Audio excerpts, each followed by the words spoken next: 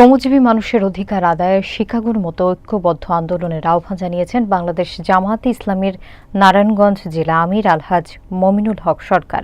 মনিরুল ইসলাম মনিরের তথ্যচিত্রে থাকছে বিস্তারিত। তিনি বলেন, সকল অন্যায় অবিচারের বিরুদ্ধে কণ্ঠকে উচ্চকিত করতে হবে।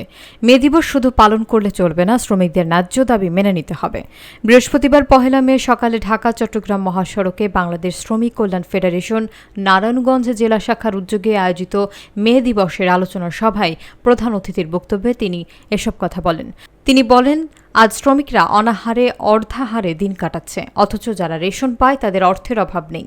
শ্রমিকদের জন্য রেশনিং চালু, বিনামূল্যে চিকিৎসা, সন্তানদের শিক্ষার অধিকার এবং আবাসনের ব্যবস্থা নিশ্চিত করতে হবে। ইসলামী শ্রমনীতি প্রতিষ্ঠার মাধ্যমেই শ্রমিকদের ন্যায্য অধিকার আদায় সম্ভব। সভায় সভাপতিত্ব করেন জেলা শ্রমিক কল্যাণ ফেডারেশনের সভাপতি আব্দুল মান্নান এবং সঞ্চালনায় ছিলেন সাধারণ সম্পাদক মোহাম্মদ রিদওয়ানুল আজিম।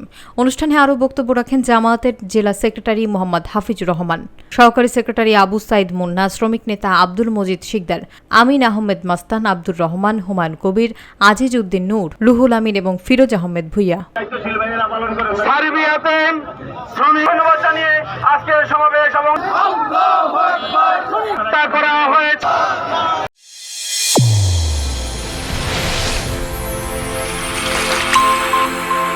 চ্যানেল A1 হৃদয়ের স্পন্দন।